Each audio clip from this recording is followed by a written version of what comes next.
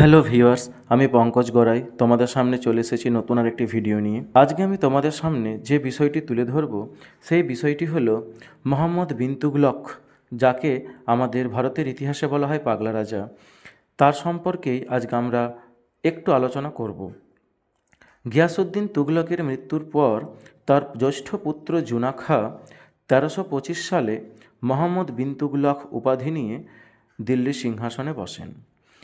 তার রাজত্বকালটি আমাদের ভারতবর্ষের ইতিহাসে একটি গুরুত্বপূর্ণ অধ্যায়। তিনি সিংহাসনে বসে বিশেষ কিছু পরিকল্পনা গ্রহণ করেছিলেন। সেগুলির মধ্যে উল্লেখযোগ্য হল রাজস্ব সংস্কার, রাজধানী স্থানান্তর ও মুদ্রা সংস্কার। আজকে প্রথমেই আমরা রাজধানী স্থানান্তর সম্পর্কে আলোচনা করব। তিনি 1326 খ্রিস্টাব্দে দিল্লি থেকে দেবগিরি বা দৌলতাবাদে রাজধানী স্থানান্তর করেন। এর পশ্চাতে বিশেষ কিছু কারণ ছিল। দেবগিরি ছিল তার সাম্রাজ্যের কেন্দ্রস্থলে এবং এই দেবগিরি থেকে দক্ষিণ ভারতে সুলতানি শাসন পরিচালনা করাও ছিল বেশ সহজ। এছাড়া বারবার মঙ্গল আক্রমণে দিল্লির নিরাপত্তা অল্পতেই বিপদাপন্ন হয়ে পড়ত। কিন্তু দেবগিরি একদিকে ছিল নিরাপদ এবং হিন্দু অধ্যুষিত দক্ষিণ ভারতে ইসলামের বিস্তার ঘটানোও ছিল সুলতানের অন্যতম লক্ষ্য। তবে বিভিন্ন কারণে তার এই পরিকল্পনাটি ব্যর্থ হয়ে যায়। দিল্লি সম্পূর্ণভাবে পরিত্যক্ত হয়ে যাবার ফলে মঙ্গল আক্রমণকারীরা আরও সাহসী হয়ে ওঠে। ফলে মঙ্গল আক্রমণের সম্ভাবনা বৃদ্ধি পায়। এছাড়া দিল্লি অধিবাসীরা এই নতুন পরিবেশে নিজেদেরকে খাপ খাওয়াতে না পেরে ক্রমেই অসন্তুষ্ট হয়ে উঠতে থাকে। শেষে সুলতান তার ভুল বুঝতে পেরে পুনরায় সকলকে দিল্লিতে প্রত্যাবর্তনের আদেশ দেন। তিনি ভুলে গেছিলেন যে সকলে যদি পায়ে হেঁটে দিল্লি থেকে দেবগিরিতে আসে তো অনেক মানুষের অসুবিধা হবে। বহু বয়স্ক মানুষ, শিশু এরা পথের মধ্যেই অসুস্থ হয়ে পড়ে। এছাড়া বহু মানুষের পথেই মৃত্যু হয়। সুলতান তার ভুল বুঝতে পেরে তিনি আবার সবাইকে দেবগিরি থেকে দিল্লিতে আসার নির্দেশ দেন। এর ফলে বহু মানুষ সুলতানের উপরে ক্ষুব্ধ হন এবং মোহাম্মদ বিন তুগলকের এই পরিকল্পনাটি সম্পূর্ণরূপে ব্যর্থ হয়ে যায়। এরপর আমরা আলোচনা করব তাম্রমুদ্রা প্রচলন নিয়ে। মোহাম্মদ বিন তুগলক সিংহাসনে বসার পর তিনি পরিকল্পনা করেছিলেন মুদ্রা সংস্কার এবং এই জন্য তিনি বেশ কয়েকটি পথ অবলম্বন করেন। তিনি বাজার দর অনুযায়ী নির্দিষ্ট ওজনের স্বর্ণমুদ্রা, যাকে বলা হয় দিনার, এবং রৌপ্য মুদ্রা, যার নাম টঙ্কা, প্রচলন করেন। এইদিকে যুদ্ধ বিগ্রহ, মুক্তহস্তে দান ও শাসনকার্যে ব্যয়বহুলের ফলে রাজকোষ প্রায় অর্ধশূন্য হয়ে পড়ে। সুলতান মোহাম্মদ বিন তুগলক এই অবস্থায় তামার মুদ্রা প্রবর্তনের পরিকল্পনা গ্রহণ করেন। কিন্তু তামার মুদ্রা প্রবর্তন করার পর যে ব্যবস্থা গ্রহণ করা দরকার ছিল তা তিনি গ্রহণ করেননি।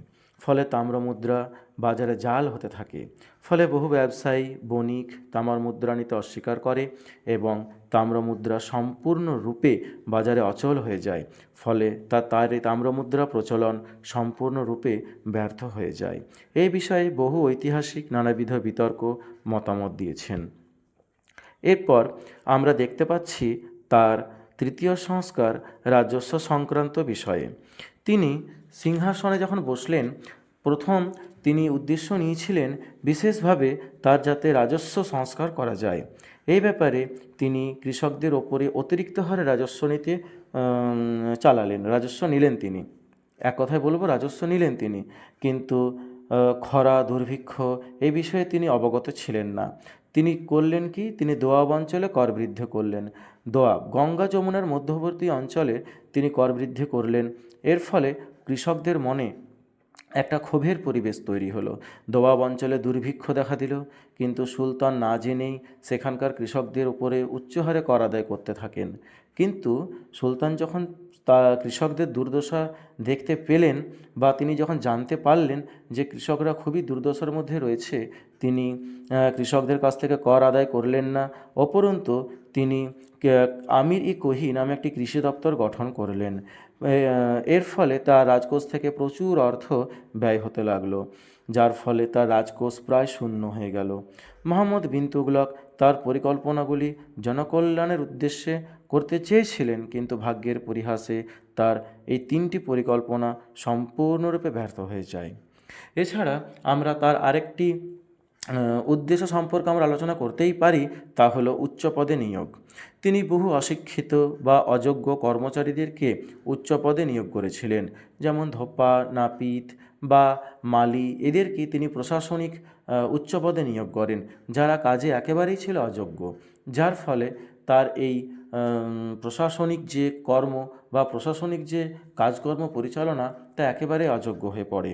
তিনি তার সঠিক দক্ষতার সাথে তার রাজকার্য পরিচালনা করতে পারেননি। এর ফলে বলাই যেতে পারে যে মুহাম্মদ বিন তুগলক জনকল্যাণের উদ্দেশ্যে তার পরিকল্পনাগুলি করতে চাইলেও তার পরিকল্পনা সম্পূর্ণরূপে ব্যর্থ হয়। তাই বহু ঐতিহাসিক আমাদের তুগলক বংশের সুলতান মুহাম্মদ বিন তুগলককে ভারতের ইতিহাসে বলেছেন পাগলা রাজা। আশা করি তোমাদের এই আলোচনাটি ভালো লাগলো। তোমাদের এই আলোচনাটি কেমন লাগলো সেই বিষয় নিয়ে তুমি আমাকে জানাবে। প্রয়োজন হলে মুহাম্মদ বিন তুগলকের সম্পর্কে আরও অনেক বিষয় তোমাদের সামনে তুলে ধরব। ভিডিওটি ভালো লাগলে লাইক করবে, সাবস্ক্রাইব করবে। ধন্যবাদ।